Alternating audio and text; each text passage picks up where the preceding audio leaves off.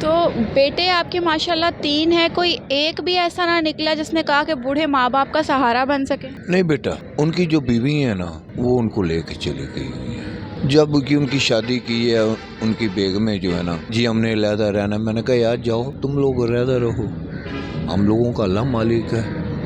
वक्त कैसा था जब अपनी ही औलाद ने आपको कोई सपोर्ट ना किया और 8 बच्चे आपके ही अपने?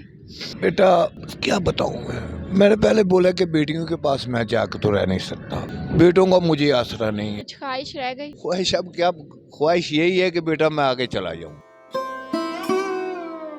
मैंने अपने कफन दफन का जो इंतजाम है ना वो मैंने अपनी बड़ी बेटी को किए थी। जब मर जाऊंगा कफन डाल दे, कुछ बच जाएगा तो बांट देना।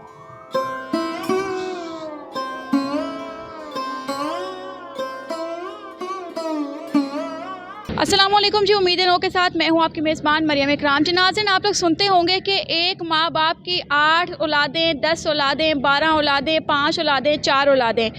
वही माँ बाप अपने मुंह का निवाला छीन कर उन बच्चों को खिलाते हैं, उन्हें पालते पोसते हैं, उन्हें बच्चों की तरह ही ट्रीट किया जाता है और कहते हैं माँ बाप जब बुढ़ापे में पहुँच जाते हैं वो भी बच्चे ही हो जाते हैं। मगर यहाँ पर फ़र्क इतना आता है कि जब माँ बाप बूढ़े हो जाते हैं तो औलाद कहती है कि हमसे संभाले नहीं जाते। इसी तरह से मेरे साथ इस वक्त एक बुज़ुर्ग मौजूद हैं जिनके माशाल्लाह 8 बच्चे हैं, 5 बेटियां और 3 बेटे। उसके बावजूद ये एक ऐसी जगह पर रहते हैं जहां पर इर्द गिर्द कूड़े का ढेर है, रावी बह रहा है और ये झोंपड़ी बनी हुई है। इनकी जोजा कहाँ है वो भी इनसे जानते हैं और आखिरकार ये अपने बच्चों से क्यों अलग हो गए। भाटी शहर में इनका अपना आशियाना छोड़कर इस जगह पर रहने पर किस बात ने मजबूर किया? अस्सलाम वालेकुम। वालेकुम अस्सलाम। कैसे हैं आप? शुक्र अल्लाह का बेटा। 3 साल से घर से बाहर इस खुले आसमान के नीचे आप सो रहे हैं, क्यों? बेटा इसलिए, एक तो मैं किसी के आगे हाथ नहीं फैलाना चाहता। बेटियों के पास इसलिए नहीं रहते कि कल को उनके मियाँ बोले, मेरे दामाद जो हैं कि लो भी तुम लोगों का माँ प्यू हमारे पास आया हुआ था तो हम खिलाते थे। तो बेटे तो वो है जो पूछते ही नहीं है, तो मैंने उनके पास जाके क्या करना है। यहाँ पे अपना थोड़ा सा काम किया हुआ है, ये बच्चों का जंपर लगाया हुआ है, पींगे हैं, कुछ दोस्त बार मदद कर देते हैं, तो अपना बेटा टाइम पास हो रहा है। तो बेटे आपके माशाल्लाह 3 है, कोई एक भी ऐसा ना निकला जिसने कहा कि बूढ़े माँ बाप का सहारा बन सके? नहीं बेटा, उनकी जो बीवी है ना वो उनको लेके चली गई हुई है। जब कि उनकी शादी की है उनकी बेगमें जो है ना जी हमने अलहदा रहना, मैंने कहा यार जाओ तुम लोग अलहदा रहो, हम लोगों का अल्लाह मालिक है। उस वक्त मैं खुद वेल्डिंग का काम करता था, गेट जालियाँ खिड़कियाँ वगैरह इनका मैं कारीगर था। तो अब मजदूर हो गया हूँ तो बेटा मैं उनकी तरफ देखूँ, बेबी बेटा मेरा आएगा मेरे को 10-20 देगा, मैं को अपना सिगरेट मंगवा लूँगा या कोई चाय मंगवाऊँगा। इससे बेहतर है बेटा मुझे यहाँ पे 40 आ जाएँ 50 आ जाएँ, ये मुझे पता है कि मेरे अपने हैं, तो इसलिए मैं बेटा हूँ। आपकी बेगम भी आपके साथ घर से निकली थी बट अब वो आपके साथ नहीं है? बेटा वो बहुत हो गई, यहीं पे मेरे पास थी। 10वें महीने को उसका साल का ख़त्म है बेटा। तो इतला कैसे दी? बच्चे आए, कहाँ दफनाया गया? बेटा मैंने अपने पास ही यहाँ पे दफनाया है, या गौशाला में ही। म्यानी साहब बोलते थे, मैंने कहा भी मैं उधर जा नहीं सकता, मगर मेरे पास इतने पैसे नहीं है जो मैं म्यानी साहब में खर्च करूँ। वहाँ पे लाख रुपया मांग रहे हैं, यहाँ पे चलो भी मेरा 10,000 में या 15,000 में मेरा काम हो गया। तो मैंने बेटा माँ की कब्र के लिए भी बच्चों ने पैसा ना निकाला? वो पानी नहीं पिला सकते किसी को, हर चीज़ मैंने खुद अपनी जेब से की है, किसी की मैंने मदद नहीं ली। ऐसी कौन सी बात थी बाबा जी, मैं पूछना चाहूँगी, जिसने आपको घर से निकलने पर मजबूर कर दिया?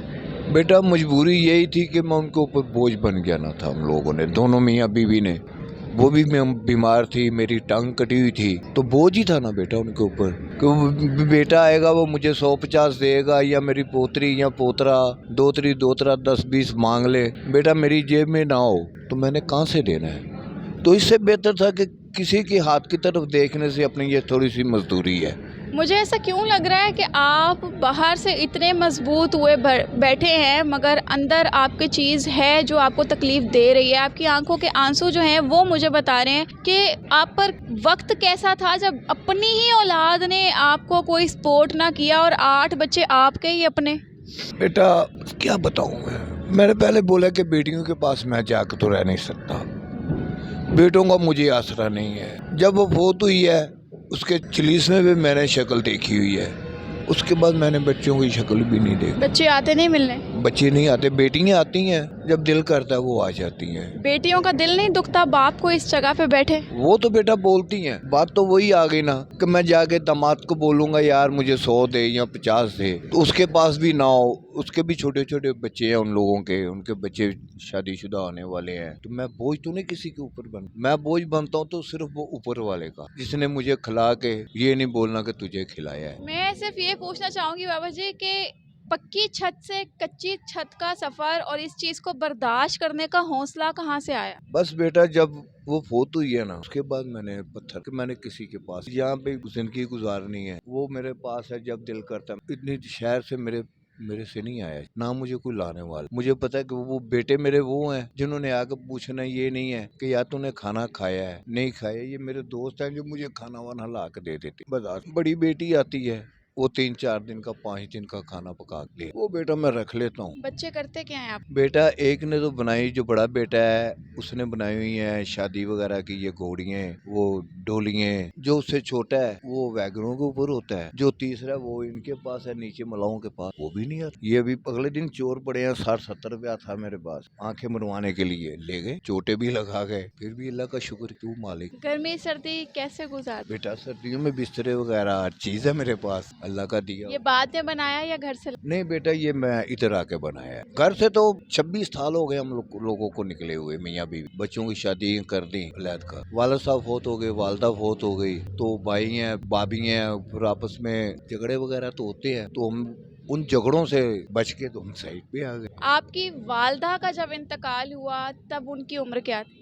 बेटा वो करीबन 90 साल। आज आपकी उम्र तकरीबन जो है 60 से ऊपर है। 60 से ऊपर है। तो वालदा को अगर इमेजिन करते हैं तो आपको कहाँ पे लगता है कि माँ बाप को किस चीज़ की ज़रूरत होती है औलाद? बेटा यही होता है कि अभी ये मैं जख्मी हूँ, मेरी पट्टी हो जाए, जख्म धोए जाए, यही होता है माँ बाप के लिए कि यार मेरी औलाद मेरे पास होती तो आज पता नहीं मैं ऐसे ना होता। तो बस आप अपनी माँ का क्या याद करते? वो तो 5 वक्त का नाम लेने वाले थे, कुरान पाक पढ़ना उन्होंने, नमाज पढ़नी, पता नहीं हम लोगों को काय की सजा मिली है, कि हो सकता है कोई वालदा के साथ बदतमीजी की है या वालिद के साथ बदतमीजी की है, हो सकता है कि उस वक्त की, ये मुझे आज बद्दुआ है। ये बेटा हुआ क्या है आपके साथ? ये बेटा शुगर के साथ मेरे साथ हुआ है। टांग कट गई? टांग कटी। कब से कटी हुई? ये बेटा 3 साल है। आप कैसे यहाँ पे करते हैं, चलते हैं फिर? बेटा ये सीट है मेरे पास, इसके ऊपर चला जाता हूँ, कोई चीज मुंगवानी होती है, इन बच्चों को बोल देता हूँ कि यार ये मेरे को ला दो, वो मुझे ला देते हैं। दिन का कितना कमाल? बेटा 500-400,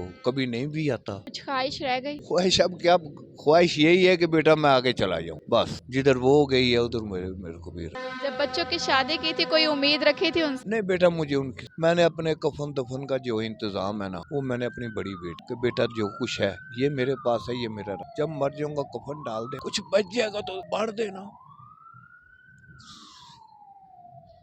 एक बुजुर्ग माँ बाप एक खुले आसमान के नीचे, चारपाई, बाप की टांग नहीं है, किस तरह से औलाद देख सकती है अपने माँ बाप को इस तरह की हालत। इर्द गिर्द कचरे का ढेर है और बच्चों की पींगे लगाई हुई हैं, बाप ना चल सकता है ना उठ सकता है, अपने सहारे व्हील चेयर के सहारा लेकर इधर उधर मूवमेंट करता है। मेरे ख्याल से ये तल्ख हकीकत है कि बच्चों से एक माँ बाप नहीं पाले जाते और माँ बाप कितने बच्चों को पाल लेते हैं अपनी ख्वाहिशात को मारकर। कि मेरे सवाल करने पर भी वो बस यही कह रहे हैं कि अब कुछ नहीं चाहिए, बस पर्दा हो जाए, बस इतना ही बहुत है, और मैं अपने कफन का भी इंतजाम जो है वो करके जा रहा हूँ, मुझे किसी पर बोझ नहीं बनना। ऐसे लोगों को हम वेद पोष हैं, किसी के आगे हाथ नहीं फैलाना चाहते, किसी ना किसी तरीके से मेहनत मजदूरी करते हैं, इन्हें अप्रिशिएट करना चाहिए और दुआओं में याद रखना चाहिए। इनके साथ भी मेरी दुआएं हैं, अल्लाह पाक आपको के लिए मजीद आसानियाँ करे और आपके बच्चों को भी है जो हिदायत दे कि कहीं ना कहीं पर दुनिया गोल है और मुकाफाते अमल ज़रूर है। तो अभी तक ये इजाज़त, कमेंट से किराए से आगाह कीजिएगा। अल्लाह हाफ़िज़।